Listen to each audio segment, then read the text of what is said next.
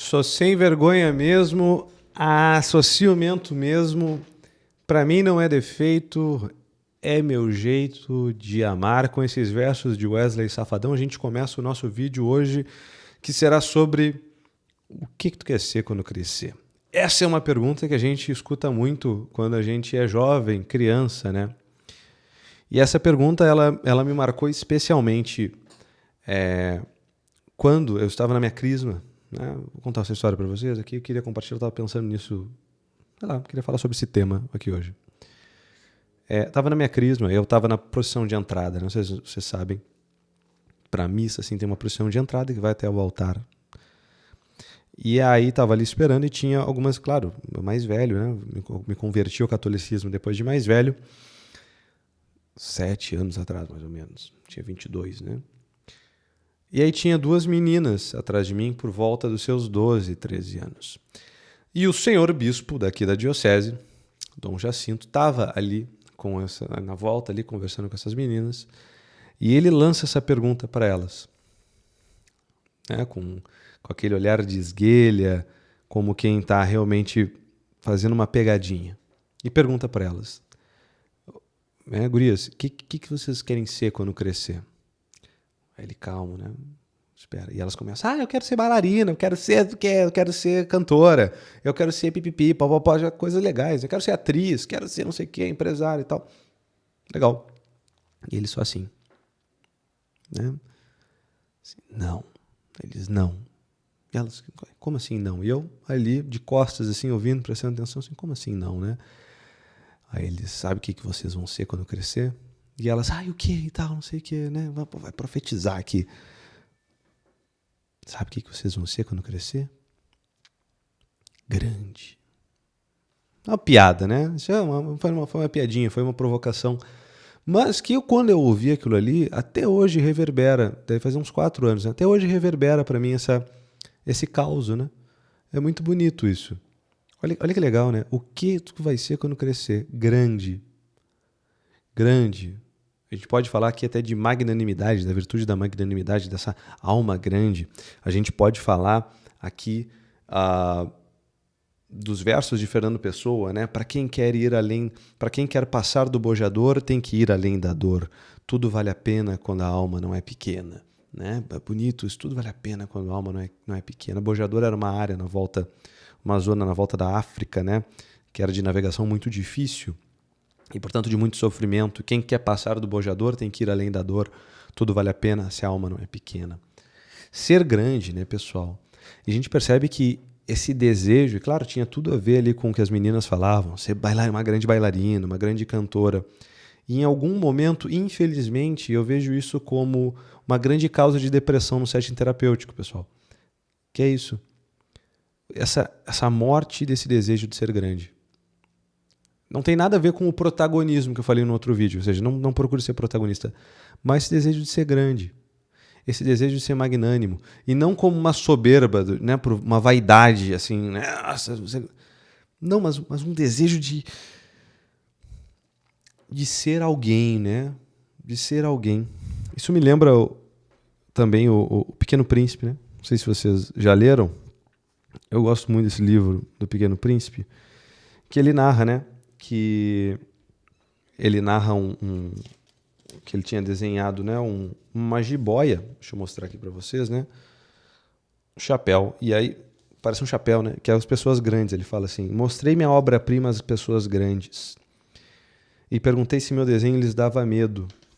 Aí eles responderam, por que um chapéu daria medo? Meu desenho não representava um chapéu, representava uma jiboia digerida um elefante, e desenhei então o interior da jiboia a fim de que as pessoas grandes pudessem entender melhor. E aí ele fez o desenho 2, né? E aí, olha que legal o que eles falam aqui. O que ele fala, né? As pessoas grandes aconselharam-me a deixar de lado os desenhos de jiboias abertas ou fechadas e a dedicar-me de preferência à geografia, história, matemática, à gramática. Foi assim que abandonei aos 6 anos uma promissora carreira de pintor. Fora desencorajado pelo insucesso do meu desenho número 1 e do meu desenho número 2. Pessoas grandes não compreendem nada sozinhas, e é cansativo para as crianças ficar toda hora explicando. Aí ele vira aviador, né? E aí ele fala, que quando encontrava uma pessoa um pouco esclarecida, ele mostrava para essa pessoa o desenho número 1, que sempre conservou com ele. Eu queria saber se ela era, na verdade, uma pessoa inteligente, mas a resposta era sempre a mesma. É um chapéu. Então eu não falava nem de jiboias, nem de florestas virgens, nem de estrelas. Colocava-me no seu nível. Eu falava de bridge, de golfe, de política, de gravatas. E a pessoa grande ficava encantada por conhecer uma pessoa tão razoável. Olha como é gozado isso, né? Como ser razoável está em oposição a ser grande, né? A essa fantasia. Falar de jiboias, de florestas virgens, né? de coisas bonitas, fantasiosas. Se perde isso, né? É um grande risco para a nossa alma, é um grande risco para a nossa saúde mental. Perder esse desejo de ser grande. Grande, né? O que tu vai ser quando crescer? Grande. E ele continua aqui, né? Quando ele está falando do Pequeno Príncipe, está falando do planeta de onde ele vem, né? E ele está falando que ele precisa dar uns detalhes numéricos do asteroide B612, que é da onde ele vem. E ele diz, né? Eles confiam o seu número, 612. É por causa das pessoas grandes. Elas adoram os números. Quando a gente lhes fala de um novo amigo, as pessoas grandes jamais se interessam em saber como ele realmente é. Não perguntam nunca qual é o som da sua voz, quais os brinquedos que prefere. Será que ele coleciona borboletas? Mas perguntam, qual é a sua idade? Quantos irmãos ele tem? Quanto pesa? Quanto seu pai ganha? Somente assim é que elas julgam conhecê-lo. Se dizemos às pessoas grandes, vi uma bela casa de tijolos cor de rosa, gerânios na janela, pombas no telhado. Elas não conseguem de modo algum fazer uma ideia da casa, é preciso dizer-lhes. Vi uma casa de 600 mil reais, então elas exclamam, que beleza, né? Ou seja, perde-se esse encanto sobre a vida, essa incapacidade de se deslumbrar, né? Isso aqui é um grande risco à nossa felicidade. É um grande risco a gente perder essa poesia. Tem aqueles versos acho que é da Clarice? Não, da Délia Prado. De vez em quando Deus me tira a poesia, olho pedra e vejo pedra. E é muito arriscado a gente ficar nisso, né? Perder essa visão simbólica da vida, essa poesia da vida. É o grande risco para a nossa felicidade, né? E olha, o Donald Winnicott, né? Um psicanalista inglês, que ele é muito utilizado na psicologia infantil, ele vai dizer que a capacidade de brincar ele é uma grande métrica de saúde mental. A capacidade de brincar de faz de conta, porque olha que legal, né? Todos os animais, guarda isso aqui que eu vou falar, todos os animais, eles brincam na sua tenra infância daquilo que eles vão fazer quando são adultos, né? Maduros. O gato, ele brinca de caçar. O cachorro também brinca de caçar, de cavar, de morder, né? É ou não é assim? O cavalo fica lá brincando, cavalgando meio tosco, né? Por lá fica brincando, assim, eles brincam. Porque eles vão fazer isso quando crescer. Agora, do que o ser humano brinca, né? Do que o ser humano brinca quando é criança? Ele brinca de faz de conta, né? Ele brinca de faz de conta. Ele não brinca necessariamente de ser bailarina, ele não brinca de ser astronauta e tal, é uma grande brincadeira. Esse faz de conta. Ele brinca de ser grande, né? Olha que legal. O que tu vai ser quando crescer? Grande. Porque tu brinca de ser grande, né? Nenhuma criança brinca de ser, sei lá, um contador que fica fechado, né? Aquela coisa meio chata. Né? Desculpa, contadores, né? Mas é chato. Foi mal. A profissão de vocês é chata. Ninguém brinca disso, né? Essas coisas, eu ficava de concurso público. Não, eu sou concursado público. Eu trabalho no caixa do banco. A não ser que esteja brincando de banco imobiliário, pode ser, né? Mas é isso. Brinca de faz de conta, brinca de ser grande. E em algum momento se torna uma pessoa razoável. Esse é o problema. Deixa de fazer de conta, né? O ser humano precisa fazer de conta. Se deslumbrar com as coisas, né? Saber contar histórias. Essa é uma característica muito humana quando a gente vai estudar antropologia, né? A gente vê na tradição, a gente vê mitos. O que são mitos, né? Senão histórias carregadas de conhecimento. Mentiras contadas para tentar contar uma verdade, né? São isso mitos, né? Sei lá, Irmãos Grimm, que tem grandes clássicos ali, né? Bela Adormecida dos Irmãos Grimm, Lobisomem, etc. Tá tudo lá. Na mitologia nórdica, as mitologias como um todo, né? São histórias que trazem um certo conhecimento. Essa capacidade de contar histórias, essa capacidade de fazer de conta, é porque, olha, boa parte do teu esquema psíquico ele está dentro do esquema de narrativas. Imagens e narrativas moldam nossos afetos. O ego é a história que eu conto de mim sobre mim mesmo. Os traumas são narrativos. A terapia é contar uma história. A gente passa o tempo todo fazendo isso. O psicodrama, essa capacidade de me expressar, de fazer de conta, act like, né? Agir como se. Uma pessoa que tem essa capacidade, né? Ela é mais saudável. Ela consegue flexibilizar, ela não fica tão presa, ela não tem essa autoimagem muito rígida e que causa tanto sofrimento porque a realidade passa constantemente atentando isso. Brincadeira, né? Claro, não é ser aquele palhaço bobo que está sempre brincando, que não sabe, mas é brincar de levar a vida gravemente a sério, né? Logos ludens, Deus brinca no globo terrestre, vai dizer o livro da sabedoria, né? Da Sagrada Escritura. Deus brinca, esse Deus que brinca, né? Brinca conosco, parece que a vida às vezes nos convida para dançar, né? Nos convida para dançar. E se tu não entra na dança, se tu não entra no ritmo, meio que se perde, meio que a gente acaba sofrendo, meio que a vida pisa no nosso pé.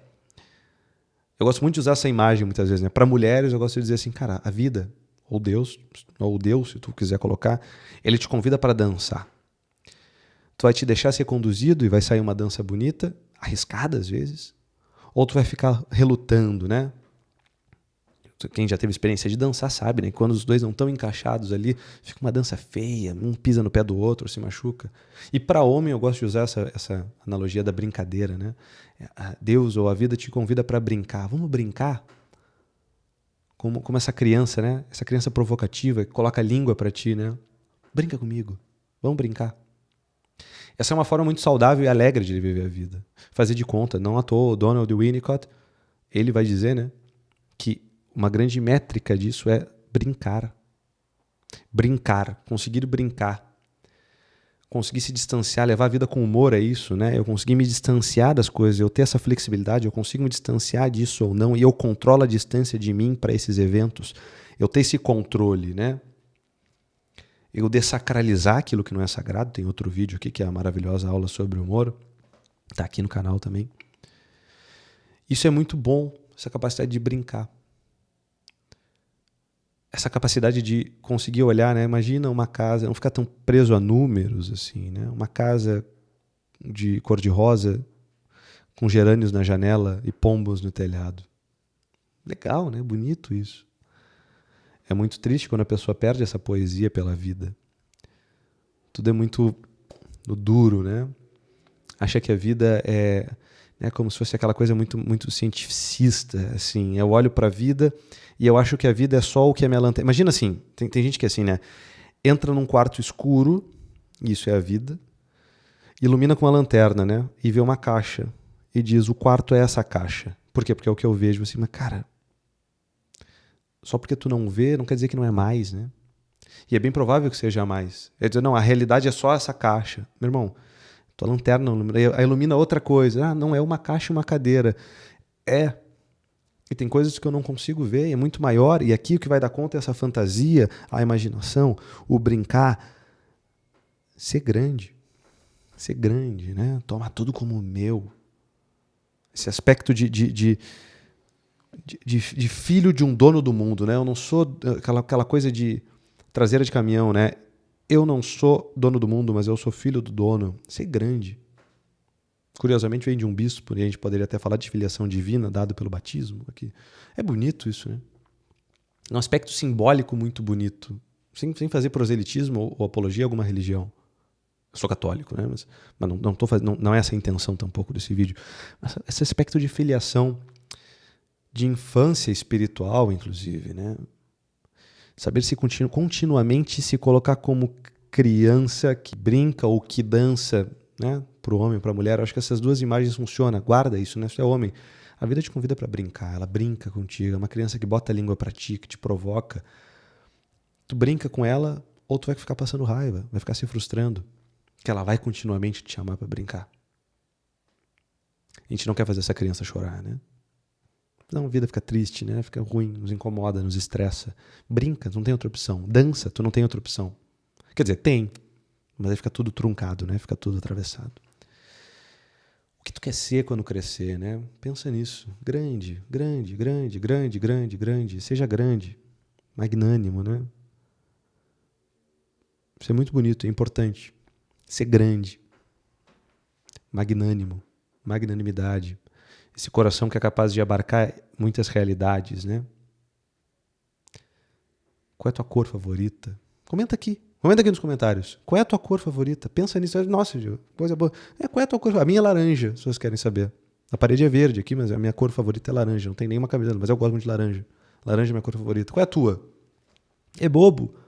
É supérfluo, mas a gente precisa do supérfluo necessário, né? Que é a arte. A arte é supérflua. É uma expressão de impressões. A gente precisa disso, né, para viver. É isso que nos faz muito humanos. Senão a gente acaba vivendo que nem robô, que nem um animal. Essa é a função da arte. É o supérfluo necessário. Entende? Aquela coisa que isso não precisa. Mas justamente isso a arte não precisa.